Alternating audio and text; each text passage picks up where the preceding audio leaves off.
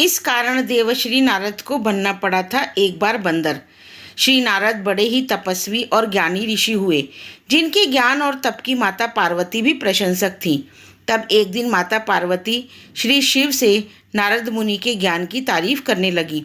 शिव जी ने पार्वती जी को बताया कि नारद बड़े ही ज्ञानी हैं, लेकिन किसी भी चीज़ का अहंकार अच्छा नहीं होता है। एक बार नारद को इसी अहंकार के कारण बंदर बनना पड़ा था। यह सुनकर माता पार्वती को बहुत आश्चर्य हुआ। उन्होंने श्री शिव भगवान से पूरा कारण जानना चाहा। तब श्री शिव ने बतलाया कि इस संसार में कोई कितना ही बड़ा ज्ञानी हो, लेकिन श्री हरि जो चाहते हैं वो उसे बनना ही पड़ता है। नारद को एक बार अपने इसी तप और बुद्धि का अहंकार हो गया था, इसलिए नारद को सबक सिखाने के लिए श्री विष्णु को एक युक्ति सूझी। हिमालय पर्वत में एक बड़ी पवित्र गुफा थी। उस गुफा के निकट ही गंगा जी बहती थी। वह परम पवित्र गुफा नारद जी को अत्यंत सुहावनी लगी। वहाँ के पर्वत, नदी और वन को देखकर उनके हृदय में श्री हरि विष्णु की भक्ति की इच्छा अत्यंत बलवती हो उठी और वे वहीं बैठकर तपस्या में लीन हो गए। नारद मुनि की इस तपस्या से देवराज इंद्र भयभीत हो गए कि कहीं देवश्री नारद अपने तप के बल से उनका स्वर्ग छीन नहीं लें। इंद्र ने नारद की तपस्या भंग करने के लिए कामदेव को उनके पास भेज दिया। वहां पहुंचकर कामदेव ने अपनी माया से वसंत ऋतु को उत्पन्न कर दिया। पेड़ और पत्ते पर रंग बिरंगे फूल खिल गए, कोयलें कूकने लगी और भौरें गुंजार करने लगे। कामाग्नि को भड़काने वाली शीतल मंद सुगंध सुहावनी हवा चलने लगी।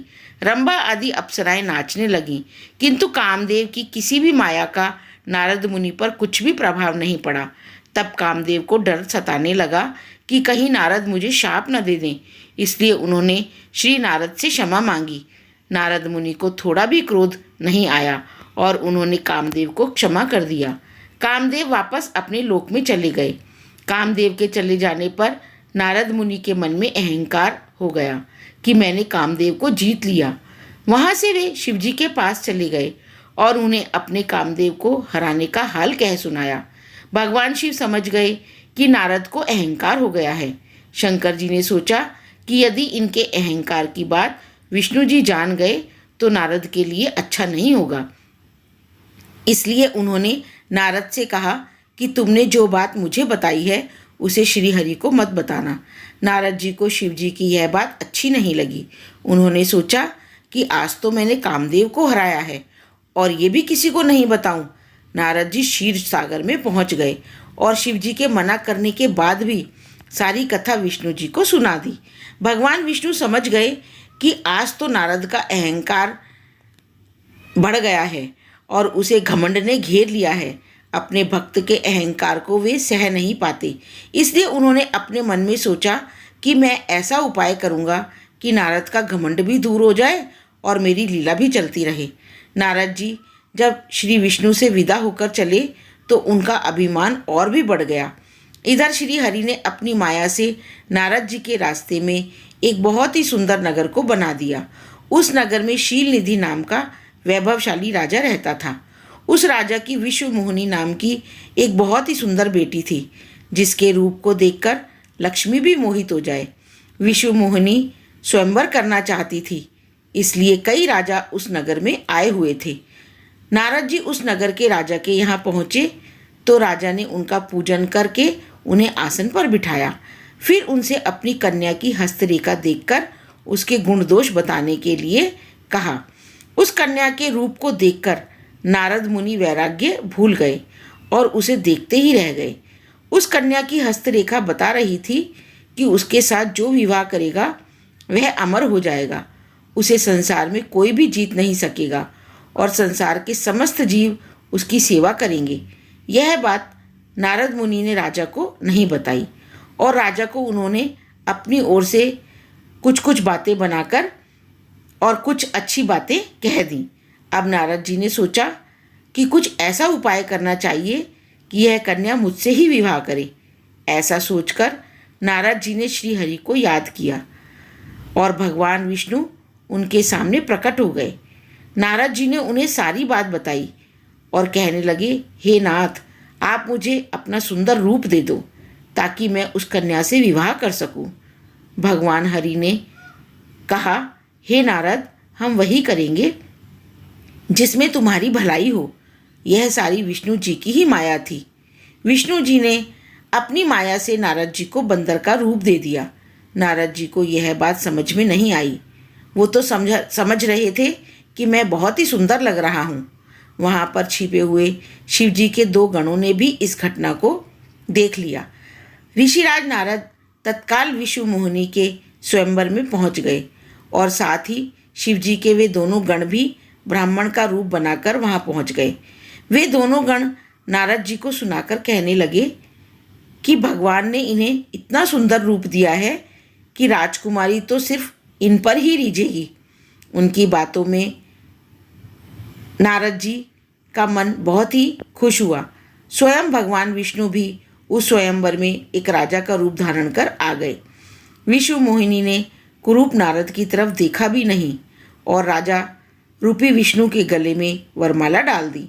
मोह के कारण नारद की बुद्धि नष्ट हो गई थी। राजकुमारी द्वारा अन्य राजा को वरमाला डालते देख वे परेशान हो उठे। उसी समय शिवजी के गणों ने ताना कसते हुए नारद जी से कहा, जरा दर्पण में अपना मुंह तो देखिए। मुनि ने जल में झांककर अपना मुंह देखा और अपनी कुरूपता देखकर गुस्सा हो उठे। गुस्से में आकर उन्होंने शिवजी के उन दोनों गणों को राक्षस हो जाने का शाप दे दिया। उन दोनों को शाप देने के बाद जब मुनि ने एक बार फिर से जल में अपना मुंह देखा तो उन्हें अपना असली रूप फिर से मिल चुका था। नारद जी को अपना असली रूप वापस मिल गया था, लेकिन भगवान विष्णु पर उन्हें बहुत गुस्सा आ रहा था, क्योंकि विष्णु के कारण ही उनकी बहुत ही हंसी हुई थी। वे उसी समय विष्णु जी से मिलने के लिए चल पड़े। रास्ते में ही उनकी मुलाकात विष्णु जी, जिनके साथ लक्ष्मी जी और विष्णु मोहिनी थी, उनसे हो गई। उन्हें देखते ही नारद जी ने कहा, आप दूसरों की खुशियां देख नहीं सकते हैं। आपके भीतर तो ईर्ष्या और कपट ही भरा हुआ है। समुद्र मंथन के समय आपने श्री शिव को बावला बनाकर विष और राक्षसों को मदिरा पिला दी थी और स्वयं लक्ष्मी जी और कौस्तुभ मणि को ले लिया था। आप तो बड़े धोखेबाज और मतलबी हो, हमेशा ही कपट का व्यवहार करते हो। हमारे साथ आज जो किया है उसका फल तो आप जरूर पाओगे। आपने मनुष्य रूप धारण करके विष्णु मोहिनी को प्राप्त किया है, इसलिए मैं आपको शाप देता हूँ कि आपको मनुष्य जन्म लेना पड़ेगा। आपने हमें स्त्री से दूर किया है, इसलिए आपको भी स्त्री से दूरी का दुख सहना पड़ेगा। और आपने मुझको बंदर का रूप दिया, इसलिए आपको बंदरों से ही मदद लेनी पड़ेगी। नारद जी के शाप को श्री विष्णु ने पूरी तरह स्वीकार कर लिया और उन पर से अपनी माया को हटा लिया। माया के हट जाने से अपने द्वारा दिए शाप को याद करके नारद जी को बहुत दुख हुआ, किंतु दिया गया शाप वापस तो नहीं हो सकता था। इसलिए श्री विष्णु को ही श्री राम के रूप में मनुष्य बनकर अवतरित होना पड़ा। शिव जी के उन दोनों गणों ने जब देखा कि नारद अब माया से मुक्त हो चुके हैं, तो उन्होंने नारद जी के पास आकर और उनके चरणों में गिरकर कहा, हे मुनिराज, हम दोनों शिव जी के गण हैं। हमने बहुत बड़ा अपराध किया है, जिसके कारण हमें आपसे शाप भी मिल चुका है। अब हमें अपने शाप से मुक्त करने की कृपा करें। नारद जी बोले, मेरा शाप झूठा नहीं हो सकता, इसलिए तुम दोनों रावण और कुंभकर्ण के रूप में महान ऐश्वर्यशाली, बलवान और तेजवान राक्षस बनोगे और अपनी भुजाओं के बल से पूरे विश्व पर विजय प्राप्त करोगे। उसी समय भगवान विष्णु राम के रूप में मनुष्य शरीर धारण करेंगे। युद्ध में तुम दोनों उनके हाथों से ही मारे जाओगे और तभी तुम्हारी मुक्ति हो जाएगी। यदि यह कहानी आपको अच्छी लगी तो इसे लाइक, सब्सक्राइब और शेयर जरूर करें। धन्यवाद।